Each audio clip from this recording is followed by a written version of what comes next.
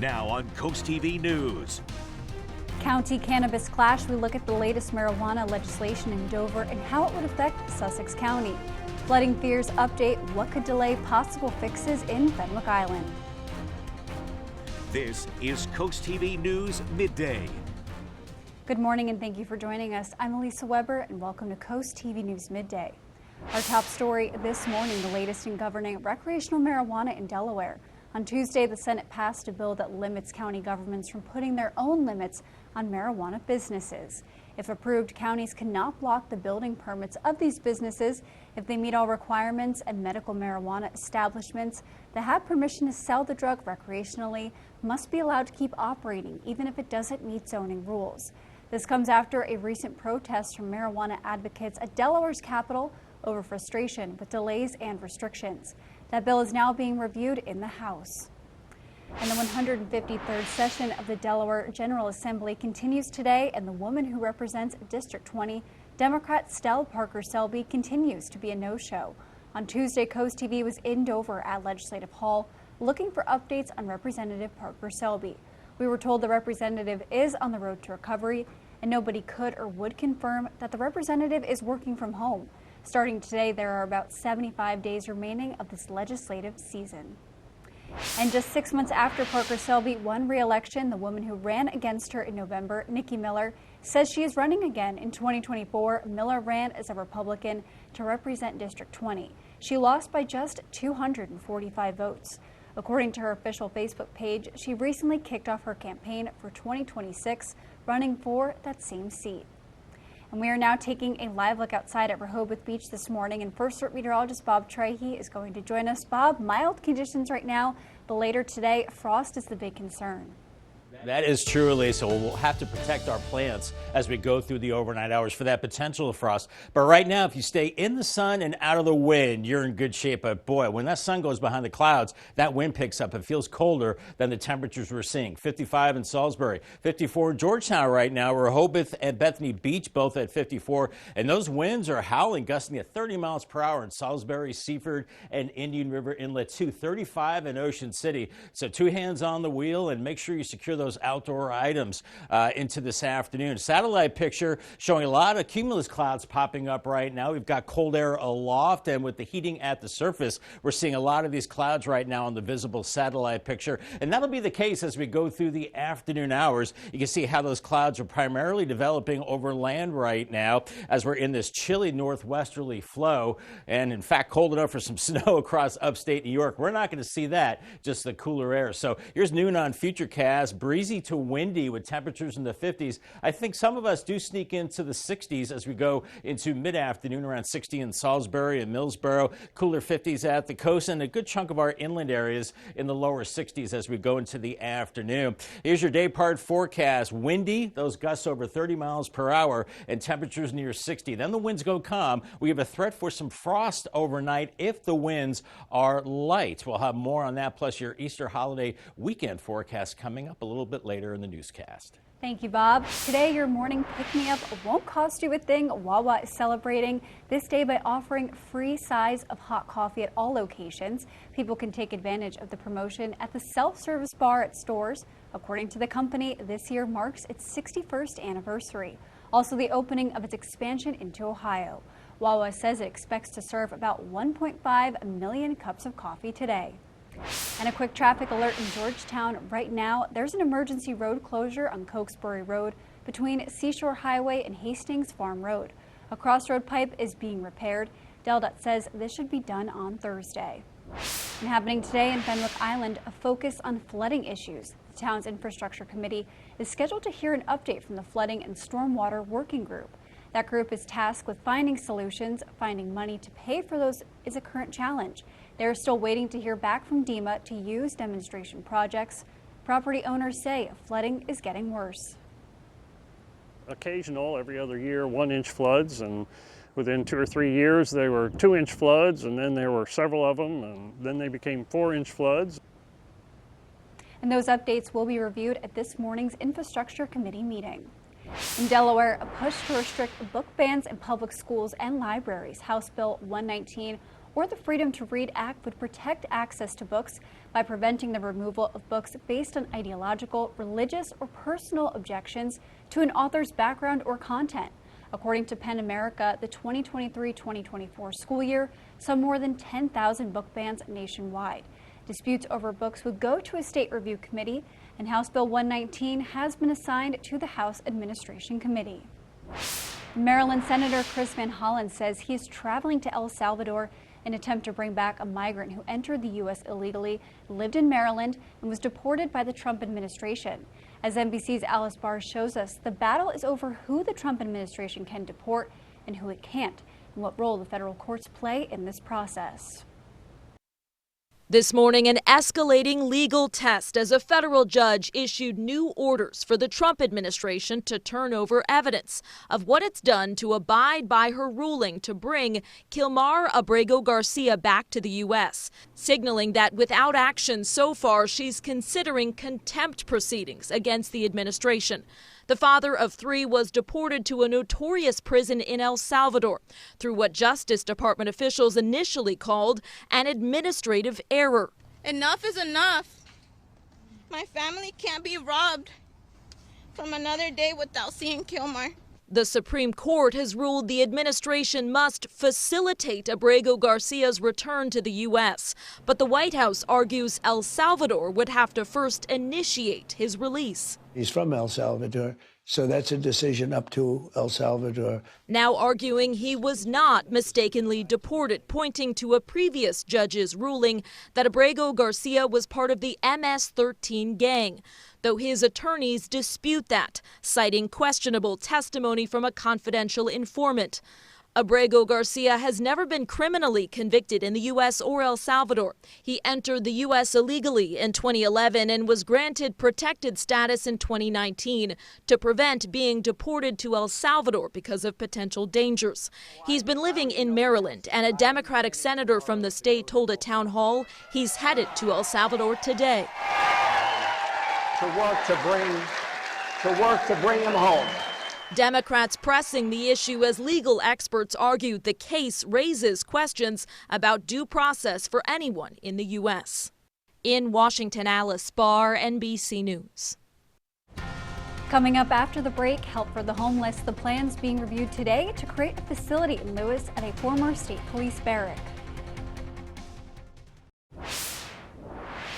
Happening today, the Sussex County Planning and Zoning Committee is set to discuss a conditional use request for a homeless encampment on Route 1 called Tiros. Code Purple at the Cape is making that request, and Site Director Mike Agnew has been working to bring this back to the community.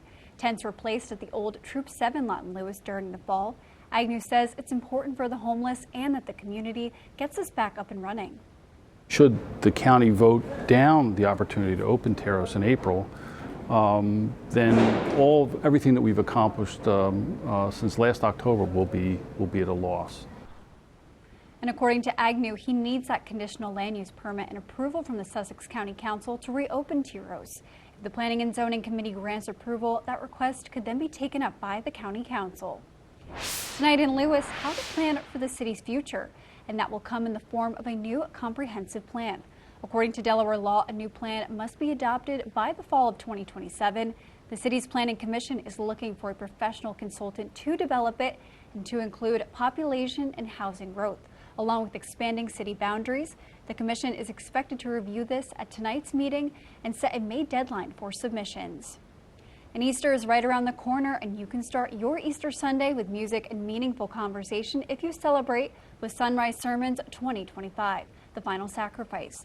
Services begin at 7 a.m. on Coast Country, 9:30 on the Delmar Sports Network, and 10:30 on Coast TV. You can see the effects of the gusty winds on the Telon and Razor cam with the mast from the weather station swaying back and forth. It is windy out there, and we're seeing temperatures in the 50s, upper 50s later on. Then tonight, protect your plants by that chance of some patchy frost. More on that coming up. Congratulations to Danny Jenkins from Milton. He is a proud owner of a new umbrella from Coast TV. And Paul Davis, we have a warm-up heading into the Easter holiday weekend. Your full forecast after the break. All in all, a beautiful mid-April day for Del Mar. We're seeing a mix of sun and clouds out there. Lots of cumulus clouds on the Tyndall's Casual Furniture camera. 53, it is windy. Once the sun comes out and the wind dies down, it's not bad. But boy, when that shade rolls in and the winds pick up, it is feeling pretty chilly out there. So have your heavier windbreaker handy this afternoon. With temperatures in the 50s to near 60 inland areas later on. Average high now is 66. So 60 today, 62 on Thursday. And then heading into the Easter holiday weekend, Good Friday, I'm thinking 70, and then Saturday, wow, if you're having one of your Easter egg hunts, perhaps, at your church or locally, 80 degrees, and then Easter Sunday, a little cooler, and I think it stays dry around 72 degrees. But tonight, you want to protect your plants. Inland areas could see a possible frost. I'm saying possible if the winds die down enough. And then after this, tomorrow morning, I should say, then we're in good shape. You can leave the plants outside, not looking at freezing temperatures after tomorrow, but we're not looking at freezing temperatures either. Anyway, 55 in Salisbury, 54 in Georgetown now, 55 in Ocean Pines and Bethany Beach, 54 in Rehoboth. And those winds are blowing pretty hard, sustained around 15 to 20 miles per hour. And they're gusting up to 28 in Georgetown, 30 miles per hour in Salisbury, 35 in Ocean City, 34 in Indian River Inlet. Two hands on the wheel, especially in open areas and going over bridges as well. Here's the visible satellite picture. All those cumulus clouds filling in. We have a lot of cold air aloft and then the warmer air at the surface, and that's why we're seeing those clouds primarily over land. Otherwise, a mix of sun and clouds into the afternoon, looking pretty nice. We will continue in that northwesterly flow, and in the colder area, it is snow across upstate New York, and there's a center of high pressure back to the west across the Midwest, and then that will get closer to us tonight, giving us that chance for some frost. Here's Futurecast at noon. It's windy, it's cool, especially in the clouds. Temperatures in the upper 50s. By 4 p.m., most inland locations in the low 60s, some 50s at the coast, and still very windy. And then those winds start to subside as we go through the overnight with clear skies. We'll see those temperatures falling down into the mid to upper 30s, inland areas by tomorrow morning. I think 36 is where the frost will develop. So around that temperature is where it could be frosty. Watch out for that, and 40s at the coast. Otherwise, we're looking at highs tomorrow similar to today in the lower 60s, and then not as cold going into Friday morning with temperatures into the 40s. And then by Good Friday, we're into the low 70s. But watch those winds this afternoon. They're strong, gusting over 30 miles per hour. Then lighter winds into Thursday morning and lighter breezes as we go into tomorrow. So if the winds do die down or go calm for a time tonight, we will see that frost. So protect your plants. And then into next week, as we round out April, we're looking at temperatures above normal. Paul Davis, 7-day forecast, low 60s today and tomorrow. That frost chance tomorrow morning. 70 on Good Friday, partly cloudy. 80 on Saturday, maybe a shower Saturday night, and then cooler but drier on Easter Sunday, 72, then warmer and mild into early next week. Thank you, Bob. And here's a look at what you can see on the Coast Life this afternoon. Well, I hope you're enjoying your hump day so far, but we got to see what's coming up today at 4 on Coast Life. If you're looking for some volunteer opportunities and you've got a pet that might qualify to be a therapy pet, we're going to dive a little bit deeper into that and introduce you to the starring role model as well. And a lot of people like to stop and smell the roses, but we're going to take a tour through the tulips as we go downtown with Lewis and Bloom and take a look at what they've got cooking. We know we've got a lot of country music fans here Coast, and I hear there's an opportunity to get your hands on some free tickets to Country's Calling. It's the right price. How you can do that as well. All that fun is coming up today on Coast Life. We'll see you at 4 o'clock. Here's an opportunity for Delaware students to make a difference. Applications are now open for the State Board of Education Student Board member. According to the Board of Education, the student would be a non-voting member and give lawmakers insight on views and perspectives of their peers. The 11th or 12th grader must attend a Delaware public school and live in the first state. The board says applications are due May 5th. And happening today, possible action on a proposal to bring more businesses and apartments to Lewis. That's at this farm property right here on Route 24. The area on your screen is right next to Beacon Middle School. Landowners are asking the Sussex Planning and Zoning Committee for a zoning change. They are requesting the change for an agricultural residential area to become a C4 planned commercial district. If this project is ultimately approved, construction is expected to be completed by 2032. The Sussex County Planning and Zoning meeting meets tonight at 5 p.m. CoastTV will be right back. The Delaware Office of Highway Safety is looking for help to make roads safer. Tuesday was one of the first of 4 public forums, giving neighbors across the state a chance to share their biggest concerns about road safety. From speeding to distracted driving, no topic was off the table. Officials say that while traffic fatalities have been on a downward trend, meetings like Tuesday help keep that momentum going. We want people to feel like they're being heard. We want to take what your traffic concerns are and turn it into maybe a new campaign to help change driver behavior. We want to see safer behaviors out on the roadways. And for more information about meetings and locations and times, you can visit the Delaware Office of Highway Safety's website. We're seeing lots of whitecaps right now in Indian River Bay on the gutter helmet cam. 55 in Ocean View, warming into the upper 50s. Colder when that sun goes behind the clouds. Protect your plants tonight for the potential of patchy frost. Otherwise, we're looking pretty good heading into the weekend. Call the Coast TV First Alert weather phone. Sponsored by Brockstead Mandalis Federico. Your 10-day forecast is coming up next. Heading into this afternoon, try to stay in the sun and out of the wind if you can. It will be very windy, gusts over 30 miles per hour. In and out of the sunshine, temperatures in the 50s to around 60 degrees. Protect your plants tonight for that potential of frost, a low of 36 inland if the winds die down enough. Paul Davis 10-day forecast, 62 on Thursday, Good Friday, 70. Looking good into the Easter weekend, 80 on Saturday. Looking great for the Easter egg hunts. Maybe a stray shower Saturday night, Easter Sunday, not bad, 72. Dry and mild into early next week, maybe another rain chance into next Thursday and Friday. Thank you, Bob, and thank you for joining us here for Coast TV News Midday. For more news and local weather, download our Coast TV News app. Don't forget to join us for Coast TV News at 5 later this afternoon. Have a great day.